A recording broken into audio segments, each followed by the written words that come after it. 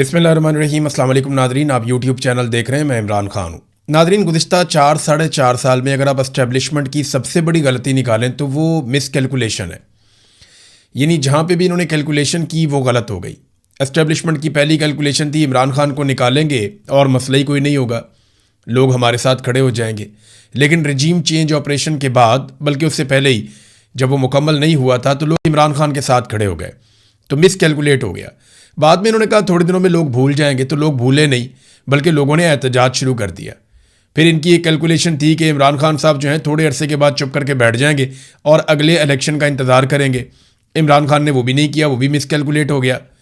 फिर इनका अंदाज़ा था कि इमरान खान जेल बर्दाश्त नहीं कर सकता, हम जैसे ही इमरान खान को जेल में डालेंगे वो 10 दिन के अंदर टूट जाएगा, हम उससे माफ़ी मंगवाएंगे और पूरा पाकिस्तान कंट्रोल में आ जाएगा।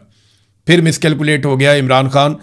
वो वक्त और ये वक्त, आज लगभग 3 साल हो गए हैं, इमरान खान इनसे नहीं टूट रहा। हर तरह का जबर इन्होंने आजमा कर देख लिया। वो कैद तन्हाई में पड़ा हुआ, उसकी आंख ज़ाया हो गई, लेकिन वो आदमी हार नहीं मान रहा। बड़े बड़े बाहर बैठे हुए हार गए, जिन्होंने मार नहीं खाई वो भी हार गए, लेकिन वो मार खाने के बावजूद हार नहीं मान रहा।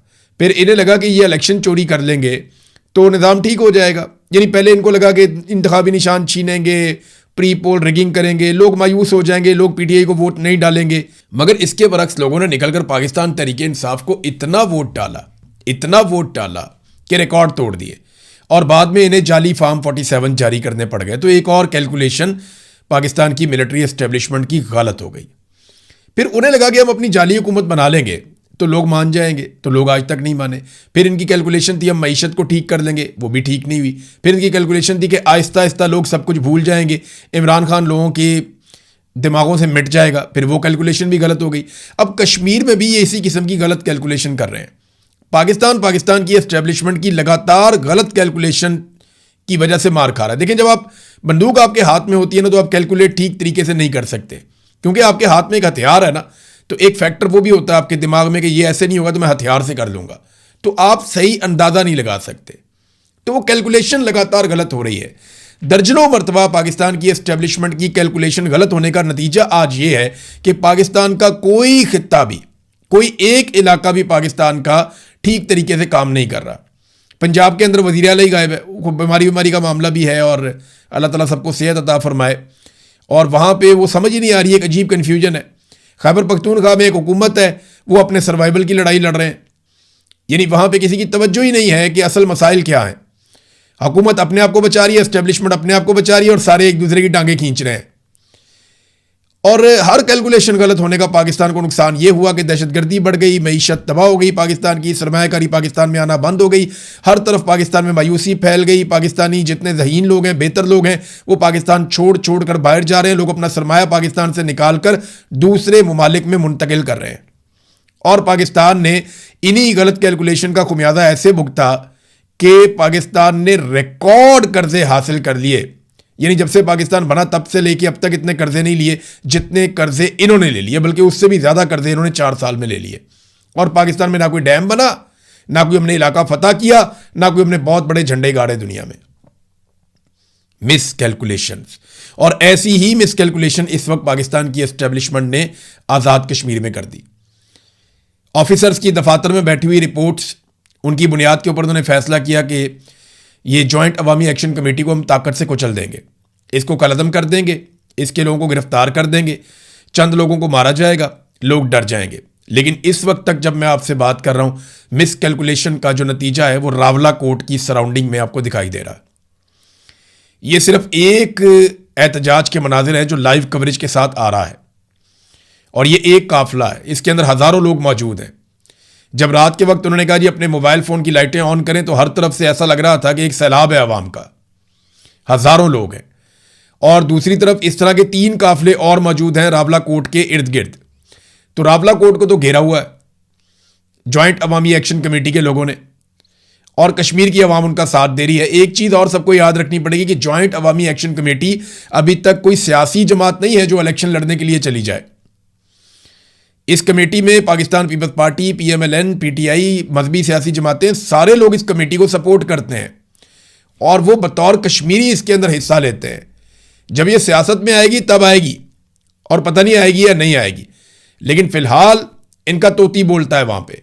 और कश्मीरी सारे एक नुक्ते पे इकट्ठे हो गए हैं कि हमने पाकिस्तान की एस्टेब्लिशमेंट को मजीद हमारे रियासती मामलात के अंदर बेजा मुदाखलत की इजाज़त नहीं देनी। लेकिन कुछ मामलात होते हैं जो सिक्योरिटी के मामलात होते हैं, दिफा के मामलात होते हैं, आम तरीन मामलात होते हैं, उनमें आप इनपुट ले सकते हैं, बिल्कुल लेनी भी चाहिए। एक इंस्टीट्यूशनल एक मेमोरी होती है, आप उनको बुलाते हैं, उनसे आप पूछते हैं कि जनाब इसके बारे में आपकी क्या राय है, तो वो जो उनके पास पुराना रिकॉर्ड है उसके मुताबिक वो अपनी राय आपको दे सकते हैं। बिल्कुल उनका इतना इनपुट होना बहुत ज़रूरी भी है और उन्हें तनख्वाह भी इस बात की मिलती है कि बवक्त ज़रूरत उनसे पूछा भी जा सके, उनसे काम भी लिया जा सके। लेकिन जब वसाइल के मामलात के अंदर, ट्रांसपोर्ट के मामलात के अंदर, मजहब के मामलात के अंदर और बजट के मामलात के अंदर हर चीज़ के अंदर एस्टेब्लिशमेंट घुस जाती है ना, तो फिर लोगों के मसाइल हल नहीं होते, लोगों को लगता है कि कब्जा हो गया। अब ये मामला चल रहा है वहाँ पे। देखिए ये जो 12 महाजरीन की नशिस्तें हैं ना, इसके ऊपर बहुत डिटेल में लोग बात कर रहे हैं कि ये नशिस्तें तो लाई गई थी मकबूजा कश्मीर के केस को उठाने के लिए कि हक़ खुद इरादियत देना है, पाकिस्तान ने भी और भारत ने भी, अक़वाम मुत्तहिदा की करारदाद है, तो उसके मुताबिक जो है वो सबको वोट का हक़ मिलना चाहिए और कश्मीरी फैसला करेंगे कि उन्होंने भारत के साथ रहना है, पाकिस्तान के साथ रहना है या अपना अलग मुल्क बनाना है। यही अक़वाम मुत्तहिदा के पास ऑप्शन यही है ना, और करारदाद यही कहती है कि कश्मीरी ही फैसला करेंगे अपने मुस्तकबिल का, ना भारत फैसला करेगा ना पाकिस्तान फैसला करेगा। तो इसलिए पाकिस्तान ने एक बड़ा अच्छा जेस्चर दिया था कि मकबूजा कश्मीर की 12 महाजरीन की नशिस्तें रख ली थी पाकिस्तान में कि जनाब हम यहाँ पे जो असेंबली बनाएंगे इसके अंदर ये जो 12 नशिस्तें हुआ करेंगी ये नुमाइंदगी करेगी मकबूजा कश्मीर की। तो इसको बड़ा अप्रिशिएट किया गया था, नीयत बुरी नहीं थी जब ये काम किया गया। लेकिन हुआ क्या, वक्त के साथ साथ पाकिस्तान की एस्टेब्लिशमेंट ने इन सीटों को आज़ाद कश्मीर में हुकूमतें बनाने और गिराने के लिए इस्तेमाल करना शुरू कर दिया। यानी वो जो बंदूक आपने खरीदी दुश्मन के खिलाफ, वो अपनों के ऊपर ही तान दी गई। वो हथियार जिसे इंडिया के खिलाफ इस्तेमाल करना था वो कश्मीरियों के खिलाफ इस्तेमाल होना शुरू हो गया। अब ये 12 बंदे बाहर से जीत कर आते, इनमें से 8-9 बंदे जो हैं वो वजीर बन जाते और आज़ाद कश्मीर का पूरा निज़ाम जो है वो एक ऑफिसर बैठ के, एक फौजी ऑफिसर बैठ के वो चला लेता था इन्हीं बंदों के जरिए से। जब दिल किया हुकूमत बना दी, जब दिल किया हुकूमत गिरा दी। तो ये एक बड़ा अलमिया था इन 12 नशिस्तों के साथ। तो लोगों को जब समझ आई उन्होंने कहा जी ठीक है, इनको हटा दें आप बीच में से, क्योंकि उनके जितने अवामी मुतालबात सामने आए ये नशिस्तें उनके रास्ते में रुकावट बन जाती थी, इन पे बैठे हुए वज़रा रुकावट बन जाते थे। वजह क्या थी, इन्होंने कश्मीरियों से वोट ही नहीं लेना था। ये आज़ाद कश्मीर के लोगों से वोट नहीं लेते थे, ये तो लाहौर में, पेशावर में, ये इधर रावलपिंडी में, ये यहां से वोट लेकर आते थे ना। तो जब ये वोट यहां से लेकर आते थे तो इन्हें इस बात की कोई परवाह नहीं होती थी कि आज़ाद कश्मीर के लोग इनके बारे में क्या सोच रहे हैं।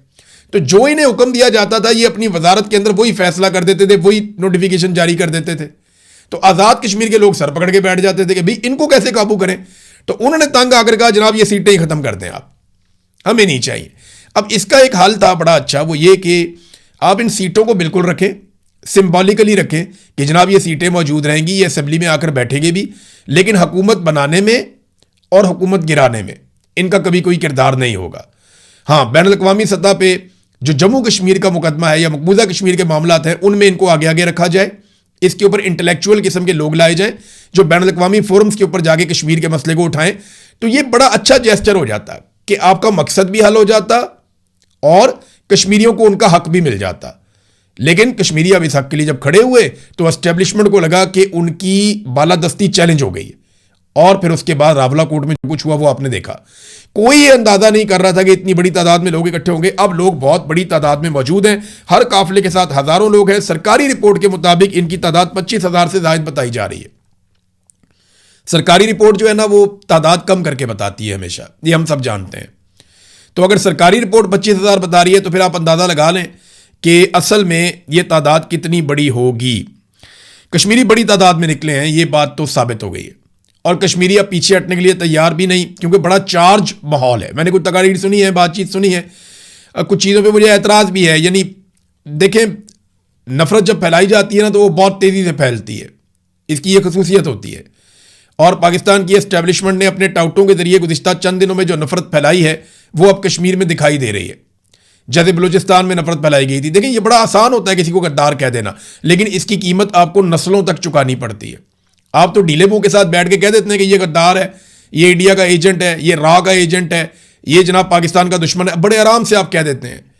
वो आदमी उस वक्त शायद बर्दाश्त भी कर लेता है, लेकिन ये चीज़ें नस्लों तक पीछा करती हैं। आप बलूचिस्तान में देखें आपके साथ क्या हुआ, यही हुआ। आप पश्तूनों के साथ देखें आपने क्या किया, उसका जवाब क्या है। आज आप इसी चीज़ का सामना कर रहे हैं। बांग्लादेश में आपने क्या किया, वहाँ पे भी आपने यही किया, उसका नतीजा आपके सामने है। तो जहाँ जहाँ पे आपने नफरत की आग लगाई वो आपके घर तक आई, और ये आग भी आपके घर तक आ जाएगी अगर अभी आप नहीं समझेंगे तो। पाकिस्तान का दुश्मन डिक्लेयर कर देते हैं, राका एजेंट कह देते हैं, गद्दार वतन कह देते हैं, बड़े ढीले मुंह के साथ कह देते हैं, लेकिन लोगों को जो तकलीफ होती है, आप नफरत की मुस्तकबिल के लिए एक आग लगातार आप जला देते हैं। और ये खेल पाकिस्तान में सबसे ज़्यादा हमेशा हमारी पंजाब की सियासी जमात नून लीग ने और पाकिस्तान की मिलिट्री एस्टेब्लिशमेंट ने खेला है, क्योंकि पाकिस्तान की मिलिट्री एस्टेब्लिशमेंट में ज़्यादातर लोग पंजाब से ही होते हैं, और एक नून लीग जो है वो पंजाब की एक पॉलिटिकल पार्टी है, और नून लीग ने हमेशा नफरत का कार्ड खेला है। कभी जाग पंजाबी जाग का इन्होंने नारा लगाया, कभी इन्होंने पंजाब के नाम के ऊपर सियासत की, कभी नफरत फैलाई, कभी सिंधियों को कमतर कहा, कभी इन्होंने महाजरों के खिलाफ आग उगली, कभी इन्होंने बलोचों को बहुत बुरा भला कहा, कभी पश्तूनों के खिलाफ नफरत की आग जलाई, अब कश्मीरियों के खिलाफ जो हो गए हैं। तो पूरे पाकिस्तान को ये क्या चाह रहे हैं। ये पंजाब की, मैं अवाम की बात नहीं कर रहा, पंजाब के लोग बहुत बड़े दिल वाले हैं। ये तमाम कौमियतें पंजाब में बड़े पैमाने पर आकर रहती हैं, और बिल्कुल ऐसे रहते हैं बीच में घुल मिल कर, कोई पूछता भी नहीं है। लेकिन इस पॉलिटिकल पार्टी ने नफरत की एक आग हमेशा लगाई है, PMLN ने, और अब कश्मीरियों को उसी आग में जलाने की कोशिश की जा रही है। एक तरफ पाकिस्तान पीपल्स पार्टी को नाज़रीन आगे किया हुआ, लेकिन हाँ एक चीज़ मैं आपको पहले बताऊं कि अब पीपल्स पार्टी जो है ना, उसने कैटेगोरिकली कह दिया है कि अगर तो इलेक्शन आपने करवाने हैं जुलाई में, तो फिर आप ये ऑपरेशन वाला ड्रामा बंद करें। अगर आपने इन लोगों को मारा तो हम इलेक्शन लड़ने के लिए आज़ाद कश्मीर में दाखिल भी नहीं हो सकेंगे, अपने हलकों में जाना अजाब हो जाएगा, क्योंकि ये हर इलाके से लोग निकल कर आए हुए हैं। बल्कि फैसल राठौड़ ने तो गालिबन ये पैगाम भी मेरे एक सोर्स के मुताबिक ही पहुंचा दिया बिलावल वगैरह को, कि मैं तो अपने हलके में भी नहीं जा पाऊंगा, जो सूरत हाल इस वक्त पैदा कर दी गई है, और वो वैसे भी इस्लामाबाद में बैठे हैं। तो अब वो मुज़ाकरात के लिए पीपल्स पार्टी को आगे किया हुआ कि ठीक है आप मनाएं इनको, अगर बातचीत हो सकती है। PMLN ने जो है अब ये गुड कॉप बैड कॉप खेल रहे हैं। PMLN कह रही है गद्दार है, इंडिया के साथ मिले हुए हैं, एजेंट हैं, रॉ के एजेंट हैं। PMLN ये कह रही है। पीपल्स पार्टी कह रही है नहीं, हमारे लोग हैं, प्यारे लोग हैं, नाराज़ लोग हैं, उनके मुतालबात हैं, बैठिए उनके साथ बात करते हैं। लेकिन बीच में से दोनों मिले हुए हैं, ये गुड कॉप और बैड कॉप खेल रहे हैं। जबकि एस्टेब्लिशमेंट अपनी हिकमत अमली के ऊपर अमल दरामद कर रही है कि जितना प्रेशर बढ़ा सकते हैं प्रेशर बढ़ाएं, गिरफ्तारियां, बंदों को जख्मी करना, लोगों के ऊपर अटैक करना, क्रैकडाउन करना, वो इन चीज़ों के साथ एक दबाव बढ़ाने की कोशिश कर रहे हैं। तो तीनों अपनी अपनी जगह पे अपना अपना जोर लगा रहे हैं। अच्छा, ये जो अभी मुज़ाकरात के लिए दावत दी गई है, कुछ राब्ते भी हुए हैं जॉइंट अवामी एक्शन कमेटी के कुछ लोगों से और कुछ बरतानिया में बैठे हुए लोगों से। जो आज़ाद कश्मीर की हुकूमत है उनके लोगों ने राब्ते किए, फैसल राठौर की हुकूमत ने। तो चंद मुतालबात सामने आए हैं, जो मुतालबात अवामी जॉइंट एक्शन कमेटी ने दिए हैं, और ये मुतालबात मैं आपको बता देता हूँ। इसमें एक स्टेटमेंट ही काफ़ी है। इसमें जो स्टेटमेंट है वो सरदार उमर नज़ीर कश्मीरी का है, जिन्हें गोलियां लगी हैं। वो ज़ख्मी होने के बावजूद आए और उन्होंने आकर अपने लोगों से खिताब भी किया, बड़ी हिम्मत दिखाई उन्होंने। अभी चंद दिन पहले उन्हें गोलियां लगी हैं, इस तरह आ जाना, बहुत बाहिम्मत नौजवान है रावला कोट का। तो उन्होंने कहा जी हम मुज़ाकरात के लिए तैयार हैं, लेकिन इससे पहले जो कलअदम करार दिया गया उसका नोटिफिकेशन मनसूख किया जाए, वापस लिया जाए। FC, PC और रेंजर्स का इनखला किया जाए। यानी जो इस्लामाबाद से पुलिस आ गई है, रेंजर्स आ गई है, ये FC आ गई है, इन सारों को जो है वो वहाँ से निकाल दिया जाए, आज़ाद कश्मीर से ये वापस जाएं। शोहदा की मैयतें हमारे हवाले की जाएं। जितने लोग शहीद हो गए उनकी मैयतें जो सिक्योरिटी फोर्सेस ने कंट्रोल में ले ली हैं कि जब इनके जनाजे पढ़ाए जाएंगे तो बड़ी तादाद में लोग इकट्ठे हो जाएंगे, तो वो सिक्योरिटी फोर्सेस ने जनाजे वापस करने हैं। वो कह रहे हैं जी ये जनाजे हमारे हवाले किए जाए, ज़ख्मियों को इलाज मुआवजे की सहूलत दी जाए, इन अस्पतालों को नॉर्मलाइज किया जाए, और कमेटी के दीगर मुतालबात पर अमल दरामद किया जाए। उमर नज़ीर कश्मीरी। अब जो एक मैकेनिज्म बन रहा है वो ये बन रहा है कि कश्मीरी बैठेंगे एहतजाज पे, जबकि मुज़ाकरात शुरू हो जाएंगे, और उन मुज़ाकरात में कुछ हद तक बातचीत हो भी रही है। और मुज़ाकरात में सबसे पहली चीज़ें जो मुज़ाकरात को शुरू करने के लिए जो पहली शराइत है कि हम बैठते हैं, ठीक है, सबसे पहले आप यहाँ से सिक्योरिटी फोर्सेस को हटाएं, नंबर 1। नंबर 2, लाशें वापस करें। नंबर 3, ऑपरेशन फौरी तौर पे बंद करें। और ये जो कलअदम करार दिया गया जॉइंट अवामी एक्शन कमेटी को, ये मामला वापस लें और मुकदमात भी ख़त्म करें, चीज़ों को नॉर्मलाइज करें, हम बैठ के आपसे बात करते हैं। तो ये चीज़ें तो हुकूमत को पहले करनी पड़ेंगी अगर तो वो बैठकर बात करना चाहते हैं। अब बैठकर बातचीत सिर्फ इस सूरत में होगी कि कश्मीरी अपना दबाव बरकरार रखें, क्योंकि जब तक ये बैठकर बातचीत होती रहेगी कश्मीरियों को सड़क पे बैठना पड़ेगा। और सड़क पे बैठना मुश्किल तो होता है, लेकिन यहाँ कश्मीर में इतना मुश्किल इसलिए दिखाई नहीं दे रहा क्योंकि जो कश्मीरी अवाम है वो सारे के सारे सपोर्ट कर रहे हैं अवामी एक्शन कमेटी को, और लोग अपने घरों से खाने पका कर ले आते हैं, अपने घरों से फैसिलिटेट करते हैं, इन लोगों को मेहमान के तौर पे ले जाते हैं। ना वॉशरूम का ज़्यादा कोई मसला हो रहा है, ना खाने पीने का ज़्यादा मसला हो रहा है। देखिए, इश्यूज होते हैं जब अपने घर से, अपने इलाके से आप दूर जाते हैं, बाहर जाते हैं, तो आप रूटीन के मुताबिक अपनी तमाम चीज़ें नहीं कर सकते। लेकिन इसके बावजूद मकामी अफराद जहाँ जहाँ पे ये लोग जा रहे हैं, गुजर रहे हैं, वो इनको फैसिलिटेट कर रहे हैं, वो इनको खाने पीने की चीज़ें दे रहे हैं, इनके खाने पीने का, इनके रहने का, इनके वॉशरूम का, इन चीज़ों का ख्याल रखा जा रहा है। इसके बगैर तो ये सर्वाइव ही नहीं कर सकते। तो अगर ये लोग अगले चंद दिनों तक सड़कों पे बैठने के लिए तैयार रहे और ये बैठे रहे और इनकी तादाद ऐसे ही बढ़ती रही जैसे अभी बढ़ रही है, तो फिर मुज़ाकरात के अलावा और कोई रास्ता नहीं होगा और पीपल्स पार्टी को गुड कॉप के तौर पर फिलहाल आगे किया गया है। अब एक खबर यह भी आ रही है कि इलेक्शन मुलतवी कर दिया जाएगा, यानी अगर मुज़ाकरात नहीं होते, कोई कामयाबी नहीं मिलती और हार्ड स्टेट यही काम इसी तरीके से करती है कि हमने हार्ड स्टेट ही रखनी है, हमने जैसे मुरीदके में घेर के लोगों को मार दिया था, जैसे डी चौक में लोगों को घेर के मार दिया था, जैसे खामनाई की शहादत के बाद पाकिस्तान में एहतजाज हुआ और 30 के करीब लोग वहाँ शहीद हो गए थे, तो इसी तरीके से बहुत मुमकिन है कि यहाँ पे भी एक बड़ा क्रैकडाउन मजीद कर दिया जाए, लोगों को कुचला जाए ताकत से, तो उस सूरत में फिर इलेक्शन मुलतवी कर दिए जाएंगे। ये डिमांड पाकिस्तान पीपल्स पार्टी ने की है और वहाँ पर फड्डा इस बात पर पड़ा हुआ है कि आपने जो एडमिनिस्ट्रेटर लगाना है ना, वो पीपल्स पार्टी का लगाना है बंदा। यानी अगर आप इमरजेंसी लगाते हैं या आप इलेक्शन मुलतवी करते हैं तो आपने पीपल्स पार्टी का बंदा जो है वो कंसिडर करना है, हमारा बंदा लगना चाहिए। आज़ाद कश्मीर के अंदर PMLN का बंदा नहीं लगना चाहिए। अब इस किस्म की चीज़ें भी अंदर खाते डिस्कस हो रही हैं। बहरहाल ये मुज़ाकरा चल रहे हैं। वज़ीर आज़म शहबाज शरीफ और सदर जरदारी वो इन चीज़ों से बिल्कुल ही इर्रेलिवेंट है। यानी जो बड़े बड़े ममालिक हैं या इनके जो बैरूनी आका हैं वो एक छींक भी मारें तो ये फौरी तौर पर में सदके वारी हो जाते हैं। ये फौरी तौर पे वहाँ स्टेटमेंट जारी करना शुरू कर देते हैं, फौरी तौर पे उनके जूते पॉलिश करना शुरू कर देते हैं। पूरी दुनिया में सालसी के लिए ये मारे मारे फिरते हैं, लेकिन पाकिस्तान के अंदर पाकिस्तानी अवाम के साथ एक फड्डा पड़ गया है चंद मुतालबात को लेकर और यहाँ पे ये सालसी नहीं कर पा रहे। यानी दुनिया के मामला हम हल करवाएंगे, दुनिया के हर मामले के अंदर हम जाके घुसेंगे और हम जाके वहाँ कहेंगे जनाब हम सालसी के लिए आ गए हैं, आप हमारे ऊपर रख के अपने जो भी आपने बयानात देने आप दें, हम हर चीज़ अब्जॉर्व कर देंगे। तो दुनिया में जाएंगे हम ये करेंगे, लेकिन पाकिस्तान के अंदर अपने लोगों से बातचीत के लिए किसी किस्म की गुंजाइश नहीं है। यहाँ पे अक्कड़ है और बात सिर्फ एक ही है ना, वो अक्कड़ भी सिर्फ इसलिए है कि ज़ाती मफाद है, मफाद कोई छोड़ना नहीं चाहता, दिहाड़ियाँ बहुत बड़ी हैं। सुहेल वड़ाइच साहब ने नाज़रीन ने कॉलम लिखा, उस पर मुझे बहुत सारे दोस्तों ने मैसेजेस किए कि जनाब आपका इस पर क्या ख्याल है। वड़ाइच साहब ने कहा कि यार ये वाली कंपनी भी नहीं चलेगी। यानी शहबाज शरीफ वगैरह की हुकूमत पे उन्होंने टका के तनकीद की, दबाव, ये सिर्फ दबाव डाला और कुछ भी नहीं है। एस्टेब्लिशमेंट हल्का फुल्का दबाव रखना चाहती है और कुछ भी नहीं है। कहीं नहीं जा रही है हुकूमत। आसिम मुनीर साहब की इंश्योरेंस पॉलिसी है शहबाज शरीफ की हुकूमत। ये बात आप लोग सब अपने जहन में रखें, क्योंकि अभी उन्होंने गिलगित बल्तिस्तान में पूरा धांधला करवा के पीपल्स पार्टी और PMLN को हुकूमत बनाकर दी है। अभी कश्मीर के अंदर ये 12 नशिस्तों का मामला क्या है कि पीपल्स पार्टी और PMLN को दोबारा यहां पे हुकूमत बनाकर देनी है। ज़िमनी इंतखाबात जो हैं वो सारे के सारे PMLN को जितवाए जा रहे हैं, पीपल्स पार्टी को जितवाए जा रहे हैं। तो क्या ये हुकूमत खत्म करके इलेक्शन की तरफ जाएंगे? सवाल ही पैदा नहीं होता कि ये हुकूमत खत्म करके इलेक्शन की तरफ जाएंगे। अगर इस हुकूमत को लिंगर ऑन करना पड़ा तो ये लिंगर ऑन भी कर जाएंगे। आसिम मुनीर साहब की इंश्योरेंस पॉलिसी है इस हुकूमत में। सुहेल वड़ाइच साहब का कॉलम सिर्फ एक मासूमियत है जो इन्हें कहानी सुनाई गई, इन्होंने आगे से उसको अपने अल्फाज का लिबादा उड़ा के कौम के सामने रख दिया।